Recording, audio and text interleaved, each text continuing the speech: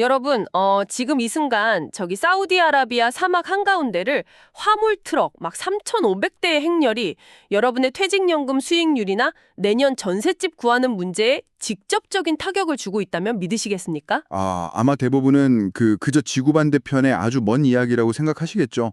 하지만 오늘 우리가 살펴볼 이 거대한 경제 톱니바퀴 속에서는 그 사막의 트럭 매연이 당장 우리 지갑 속 현금 가치를 태우고 있는 게 현실이거든요. 맞아요. 그러니까요. 그래서 오늘 저희의 심층 탐구 미션은 딱 이 지점부터 시작합니다. 그 한 주 동안 쏟아진 수많은 경제나 기술 뉴스들 보면 진짜 머리가 아플 지경이잖아요. 그렇죠. 뭐 자고 일어나면 새로운 이슈가 터지니까요. 네, 막 인공지능이 세상을 바꾼다더니 갑자기 구리값이 막 폭등하고 또 기업들은 혁신을 외치는데 사람들은 피로감을 호소하고 있단 말이에요. 게다가 내 집 마련은 고사하고 전세 매물조차 씨가 말랐다는 우울한 소식들이 막 동시다발적으로 터져 나옵니다. 정말 파편화된 뉴스들만 보면 도대체 세상이 어떻게 돌아가는지 감을 잡기가 어렵죠. 맞습니다. 그래서 오늘 저희는 겉보기엔 전혀 상관없어 보이는 이 뉴스들 속에서 하나의 거대한 관통선을 좀 찾아낼 겁니다. 이번 주 뉴스 정리를 통해서 세상 질서가 어떻게 재편되는지 그 이면의 why, 그러니까 이유를 파헤쳐 보는 거죠. 아주 흥미로운 접근입니다. 오늘 다룰 세 가지 핵심 축을 미리 짚어드리자면요. 첫 번째는 물리적 현실이라는 벽에 부딪힌 AI. 두 번째는 무한 효율에 지친 인간의 반격. 그리고 마지막으로 이 모든 혼란의 종착지인 거시경제와 우리의 자산 배분입니다. 와, 벌써부터 묵직한데요. 자, 그럼 첫 번째 주제, AI의 물리적 지각 변동부터 바로 들어가 보죠. 뭔가 요즘 AI 뉴스 보면 소프트웨어나 코딩 이야기보다 막 공장 짓고 전선 까는 이야기가 진짜 더 많은 것 같아요. 네, 완전히 흐름이 넘어왔죠? 특히 그 글로벌 시가총액 1위를 두고 엔비디아랑 알파벳, 그러니까 구글이 엄청 치열하게 맞붙고 있다는 기사가 눈에 띄더라고요. 구글이 엔비디아 칩 사려고 줄을 서면서도 뒤에서는 자체 칩인 TPU 개발에 천문학적인 돈을 쏟아붓고 있다면서요. 그게 표면적으로는 그냥 하드웨어 주도권 싸움처럼 보이잖아요. 근데 본질은 사실 생존을 위한 비용 통제거든요. 현재 엔비디아 AI 칩은 뭐 두르는 게 값이니까요. 아, 워낙 독점이니까요. 비싸도 사야 되잖아요. 그렇죠. 근데 구글이나 메타 같은 빅테크 기업들 입장에서는 이 거대한 AI 인프라를 구축하는데 특정 기업에 계속 끌려다니면 결국 자사 서비스 마진율이 붕괴될 수밖에 없거든요. 아하, 배보다 배꼽이 더 커지는 거네요? 맞아요. 그래서 수십조 원을 들여서라도 자기들 서비스에 딱 맞는 그리고 전력 효율이 아주 높은 자체 칩을 설계하려고 사활을 거는 겁니다. 아, 전력 효율 하니까 최근에 엄청 주목받은 회사 하나 딱 떠오르네요. 그 스마트폰 칩 만들던 퀄컴 주가가 최근에 데이터 센터 이슈로 엄청 뛰었잖아요. 저는 처음에 AI 써보면 무조건 엔비디아 GPU 들어가는 거 아니야? 이렇게 생각했거든요. 많이들 그렇게 생각하시죠. 근데 이 퀄컴이 부상하는 배경에 그 전기 먹는 하마 문제가 있다면서요. 바로 그 지점이 AI가 가상세계에서 물리적 현실로 멱살 잡혀 내려온 아주 결정적인 증거입니다. 기존 우리가 쓰는 PC나 서버 설계 방식은 성능은 좋지만 막 묵직한 디젤 엔진처럼 전력을 엄청나게 소모하고 열도 펄펄 내거든요. 아, 그래서 데이터 센터에 막 냉각수 들이붓고 그러는 거군요. 네, 맞습니다. 반면에 퀄컴이 주도하는 이 암 아키텍처는 원래 스마트폰 배터리를 오래 쓰려고 발전한 기술이잖아요. 비유하자면 가볍고 효율적인 전기차 모터 같은 거죠. 아, AI 연산 규모가 막 기하급수적으로 커지니까 이제는 전기를 대주는 것 자체가 한계에 달한 거네요. 정확합니다. 전력 공급망 자체가 못 버티는 거예요.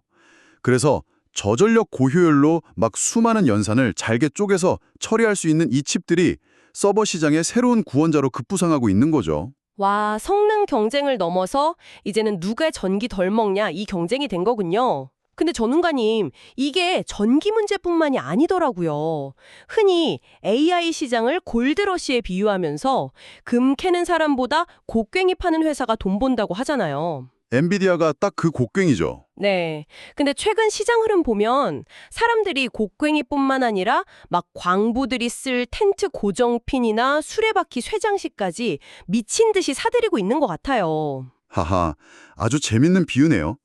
그 텐트 고정핀 역할을 하는 기업들이 바로 최근 주식시장을 흔들고 있는 대만 UMTC 같은 레거시 파운드리, 즉 구형 공정 반도체 회사들입니다. 맞아요. 아니 TSMC나 삼성전자처럼 막 엄청난 초정밀 칩을 만드는 것도 아닌데 이런 구형 반도체 회사들 주가가 한 달 새 60%나 폭등했다는 게 솔직히 이해가 잘 안 가더라고요. 이게 왜 그러냐면요. AI 서버를 구축하려면 뇌 역할을 하는 초고성능 GPU 하나만 덜렁 있다고 되는 게 아니거든요. 아, 다른 부품들이 많이 필요한가요? 엄청 필요하죠. 이 막대한 전력을 섬세하게 조절해줄 전력관리 반도체라든가 데이터를 각 부품으로 쏴주는 통신칩, 냉각 제어칩 같은 수백 개의 범용 반도체가 같이 들어가야만 작동을 합니다. 아, 그러니까 약간 최고급 페라리 엔진을 만들었는데 그 엔진을 받쳐줄 나사못이나 밸브가 모자라서 차를 아예 완성을 못하는 거네요? 딱 그겁니다. 근데 이런 범용 칩들은 수지 타산이 안 맞으니까 최첨단 공정에서 안 만들고 구형 레거시 공정에서 찍어내거든요. 그동안 투자가 정체되어 있었는데 갑자기 AI 붐으로 수요가 막 폭발하니까 병목 현상이 생겨버린 겁니다. 세상에, 가장 최첨단의 기술 발전이 가장 오래된 구형 공정의 가치를 멱살 잡고 끌어올리는 진짜 역설적인 상황이네요. 이게 한국 시장 지형도까지 완전히 바꿔놨잖아요. 그렇죠. 한국 코스피 시장만 봐도 확 티가 나죠. 네, 요즘 시가총액 상위 종목들 보면 옛날에 네이버나 카카오 같은 플랫폼 기업들이 있던 자리를 그 LS 일렉트릭이나 HD 현대 일렉트릭 같은 전력 인프라 기업들이 꿰차고 올라왔더라고요. 그게 이른바 AI 피지컬 밸류체인의 부상입니다. 결국 변압기랑 구리 선 없이는 AI도 그냥 한낱 고철덩어리에 불과하다는 걸 시장이 깨달은 거죠. 진짜 가상의 마법을 부리려면 현실 세계에 막대한 자원을 갈아 넣어야 된다는 냉혹한 사실이네요. 근데 여기서 저희가 하나 더 짚고 넘어가야 할 물리적 현실의 끝판왕이 있다면서요? 네, 끝판왕이 하나 남아있죠. 바로 사람입니다. 아, 노동력이요. 맞습니다. 최근 삼성전자 노조 파업 위기 관련 소식 보셨죠? 그게 단순히 한 기업의 노사 갈등으로만 볼 문제가 아니거든요. 아, 저도 그 기사 꼼꼼히 봤어요. 막 세계 최대 메모리 반도체 공장이 생산 차질 위기에 놓였다고 하던데.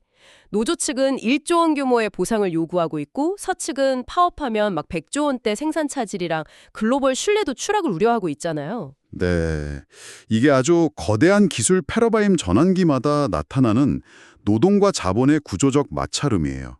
기업 입장에서는 AI 시대 생존하려면 천문학적인 돈을 설비나 R&D에 쏟아부어야 하잖아요. 그렇죠. 한눈 팔면 바로 뒤처지니까요. 근데 그 최첨단 공정을 24시간 무결점으로 돌리는 건 결국 현장의 노동자들이란 말이에요. 막대한 자본 투자와 노동에 대한 정당한 분배라는 아주 현실적이고 물리적인 요구가 정면으로 충돌하고 있는 현장인 거죠. 와, 듣고 보니까 진짜 그러네요. 우리는 막 알고리즘, 클라우드, 인공지능 이러니까 다들 구름 위에 떠 있는 단어들인 줄 알았는데 현실은 변압기, 전선, 구형칩, 그리고 땀 흘리는 사람들에 의해서 관신이 지탱되고 있었던 거네요. 정확합니다. 바로 그 지점에서 우리의 두 번째 주제로 자연스럽게 넘어가게 되는데요. 아, 기술 피로감과 인간의 반격 말씀이시죠? 네, 맞습니다. 이 거대한 기술 톱니바퀴 속에서 개인들이 점차 심각한 피로감을 느끼기 시작했어요. 방금 말씀드린 노동 문제랑도 본질적으로 닿아 있는 현상들인데 이게 일터와 일상 곳곳에서 터져나오고 있거든요. 일터 이야기부터 좀 더 해볼까요? 그 카카오 노조가 최근에 SK하이닉스나 삼성전자처럼 막 영업이익의 15%를 성과급으로 달라고 요구하고 나섰더라고요. 네, 사측은 당연히 AI 투자금 필요하니까 보수적으로 나올 수밖에 없고요. 근데 IT 플랫폼 기업 직원들이 막 제조업 기업들 성과급 체계를 요구한다는 게 좀 상징적인 것 같아요. 옛날에는 막 자유로운 문화나 스톡옵션 같은 걸로 좀 미래 가치를 보상받는 느낌 아니었나요?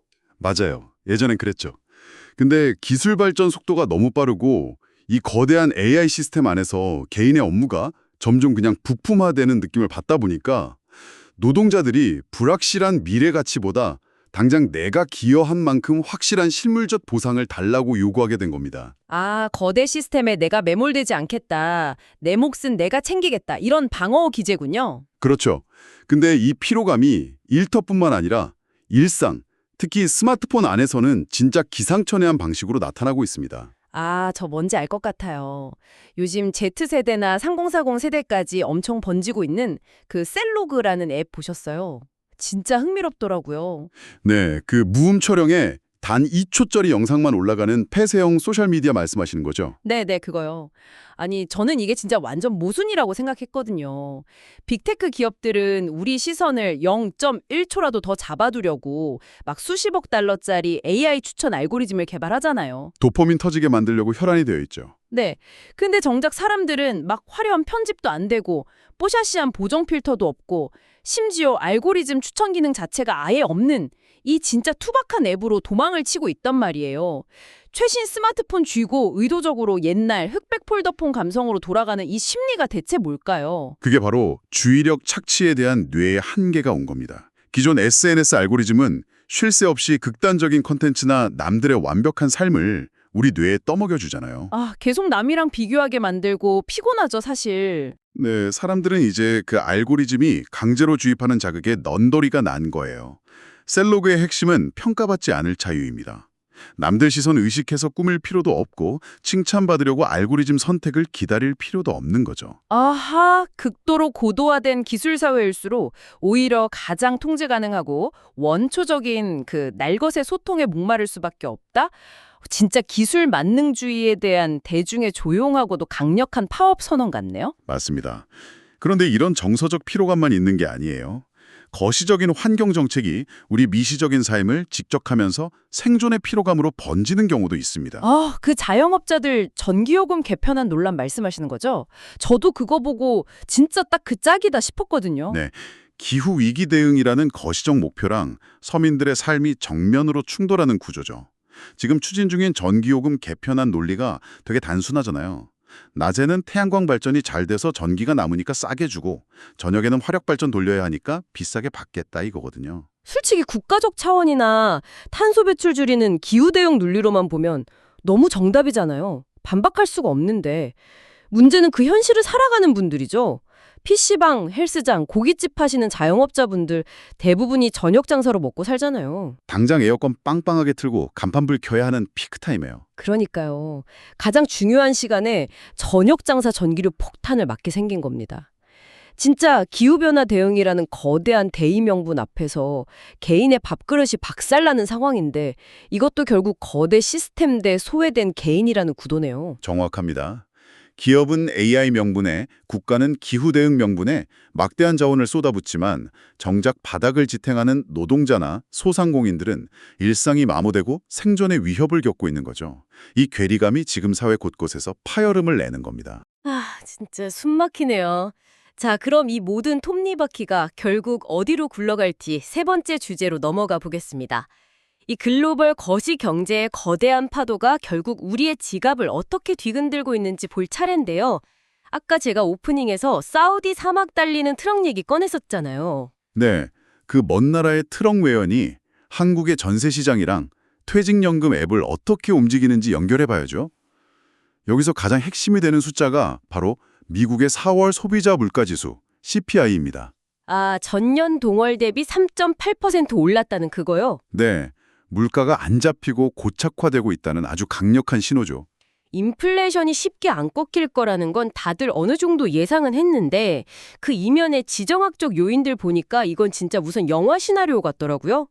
중동 긴장감 때문에 막 홍해가 막혀버렸잖아요. 물류의 대동맥이 끊긴 셈이죠. 그러니까 배로 실어 나를 화물이 멈춰서서 아예 육상으로 물류망 뚫겠다고 사우디랑 아랍에미리트 간 사막지대에 트럭 막 3,500대를 투입해서 짐을 나른다고 하더라고요. 아니 육로로 그 척박한 사막을 돌아가면 물류비랑 기름값이 대체 얼마나 뛰겠습니까? 그게 전형적인 비용 인플레이션입니다. 물건 자체의 가치가 올라서가 아니라 지정학적 리스크 때문에 운송비나 보험료 같은 쓸데없는 마찰 비용이 추가되면서 전 세계 물가를 멱살 잡고 끌어올리는 거죠. 와, 거기다가 인도 상황은 더 극적이더라고요. 모디 총리가 직접 나서서 국민들한테 제발 금 좀 사지 말아달라 이렇게 호소를 했다면서요? 네. 유가가 오르니까 수입대금 결제하느라 국가 외환 보유액은 후훅 줄어드는데 불안감을 느낀 인도 국민들이 안전자산인 금만 미친 듯이 사재기를 해버린 거예요. 그러니까 루피화 가치가 폭락하는 악순환에 빠진 거죠. 중동의 트럭 매연이랑 인도의 금사재기. 결국 글로벌 불확실성이 극에 달했고 고물가 고금리 기조가 한동안 안 꺾일 거라는 전망이네요. 근데 전문가님, 이 파도가 결국 태평양 건너서 한국 부동산 시장을 강타하고 있잖아요. 여기서부터 제 직업이 진짜 아파오거든요. 체감상 가장 크게 와닿는 부분이죠. 한국 부동산, 특히 서민들 주거사다리인 전세시장 상황이 심각합니다. 맞아요. 다주택자 양도세 유예 마지막 날에 강남이나 송파 쪽에 매물 쏟아졌다는 뉴스도 있긴 했는데 정작 서민들 체감하는 일반 아파트 단지들에서는 전세 매물이 말 그대로 증발해버렸습니다. 자료를 보면 아주 충격적입니다. 서울 중랑구 같은 경우 아파트 단지의 93%에서 전세 매물이 단 0건인 걸로 나타났거든요. 잠깐만요. 0건이요? 93%가 전세가 하나도 없다고요? 아니 어떻게 이런 수치가 나와요? 두 가지 큰 이유가 맞물렸습니다. 첫 번째는 방금까지 얘기한 글로벌 인플레이션이에요. 물가가 너무 오르니까 건축비가 폭등해서 건설사들이 아예 신규 아파트를 안 짓고 있죠. 아, 공급이 아예 끊겼네요. 네, 그리고 두 번째는 정책적 혼선입니다. 1주택자 실거주 의무 같은 규제가 얽혀버렸어요. 집주인 입장에서는 세금 혜택 받거나 나중에 팔려면 무조건 자기가 직접 들어가 살아야 하거든요. 그러니까 기존 세입자 내보내고 전세 매물을 싹 걷어들이는 겁니다. 아, 고금리라서 전세금 대출받아 돌려주기도 벅차니까 그냥 반전세나 월세로 싹 돌려버리는 거군요. 맞아요. 신규 공급은 막히고 기존 매물은 정책 때문에 회수되니까 전세시가 마르는 거죠. 와, 글로벌 인플레이션 때문에 새집 짓는 게 멈추고 거기다 정책 지제가 더해져서 결국 중랑구 사는 평범한 직장인이 전셋집 묵고해서 길에 남게 되는 이 엄청난 나비 효과네요. 근데 사람들이 이런 불확실성 속에서 가만히 당하고만 있진 않더라고요. 우리 퇴직연금 계좌에서 지금 엄청난 자금 대이동이 일어나고 있다면서요. 네, 개인형 IRP나 확정 기여형 DC 계좌를 보면 변화가 확연합니다. 과거에는 거의 대부분 원금 보장되는 은행 예금에 돈을 묻어뒀거든요. 근데 최근엔 이 자금들이 예금에서 빠져나와서 주식이나 ETF 같은 실적 배당형 상품으로 무섭게 이동하고 있습니다. 어떤 사업자는 이 비중이 70%에 육박하기도 해요. 아니 근데 잠깐만요. 상식적으로 막 물가 오르고 세상 불안하면 돈을 제일 안전한 은행에 묶어두는 게 맞는 거 아니에요? 피 같은 노후 자금을 왜 굳이 변동성 큰 주식, 그것도 막 미국 AI 전력 인프라 ETF 이런 데로 옮기는 거죠? 그 지점이 바로 대중이 깨달은 안전자산의 새로운 정의입니다. 물가가 매년 3, 4%씩 오르는데 은행이자 2% 받고 가만히 두면 어떻게 될까요? 아, 가만히 앉아서 내 돈 가치가 매년 마이너스 1, 2%씩 녹아내리는 거네요. 정확합니다. 인플레이션 시대에는 현금을 쥐고 있는 것 자체가 오히려 가장 위험한 투자가 돼버린 겁니다. 게다가 국내 부동산에 몰빵하는 것도 전세 대란 겪으면서 정책 리스크 때문에 얼마나 위험한지 체감했잖아요. 아, 그러니까 현금 가치 녹는 걸 방어하려면 어쩔 수 없이 지금 세상에서 돈이 제일 확실하게 몰리는 곳, 미국 AI 인프라 주식이라도 올라타야 내 지갑을 지킬 수 있다는 생존 본능인 거군요. 네, 자산 배분 솔루션 전문가들이 한 목소리로 하는 조언이 바로 그겁니다. 과거 한국인의 전형적인 부동산 올인 공식에서 벗어나라. 대신 미국 주식, 채권이나 현금, 그리고 금이나 원자재를 5대 3대 2 비율로 철저하게 분산 투자라고 권고하거든요. 능동적인 글로벌 자산 배분만이 이 파도 속에서 내 구매력을 지키는 유일한 방법이라는 뜻이죠. 와, 오늘 진짜 머릿속에 막 파편처럼 흩어져 있던 뉴스들이 하나의 거대한 그림으로 쫙 맞춰지는 기분입니다. 정리를 좀 해보자면 이 모든 게 진짜 톱니바퀴처럼 맞물려 있었네요. 네, 아주 정교하게 연결되어 있죠. 그 엔비디아랑 알파벳 싸움은 AI가 이제 가상을 넘어서 전력이나 구형 칩이라는 현실 한계에 부딪혔다는 걸 보여줬고요. 그 막대한 투자가 필요한 시스템 속에서 노동자들은 보상을 요구하고 소비자들은 도파민 알고리즘에 지쳐서 이 초짜리 셀로그 같은 앱으로 도피를 하고 있었습니다. 맞습니다. 한편 그 거대한 전력 수요랑 중동발 물류 대란이 겹치니까 글로벌 물가는 미친 듯이 치솟고 있고요. 그 여파로 한국 아파트 전세는 실종되고 인플레이션 공포에 질린 사람들은 현금 대신에 AI ETF를 사 모으고 있습니다.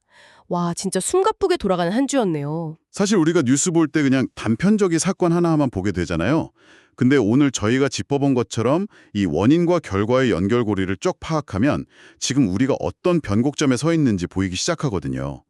청취자 여러분은 지금 기존의 낡은 공식들이 무너지고 새로운 질서가 쓰이는 폭풍 한가운데 서 계신 겁니다. 와, 세상을 읽는 해상도가 확 높아진 느낌입니다. 자, 그럼 오늘 심층 탐구를 마치면서 여러분이 이번 주말 동안 스마트폰 앱 만지작거리면서 곰곰이 씹어볼 만한 도발적인 질문을 하나 던져보겠습니다. 오늘 우리가 살펴봤듯 애초에 사람들은 막 인공지능이 우리 삶의 모든 걸 더 빠르고 싸고 효율적으로 만들어줄 거라고 믿었단 말이죠.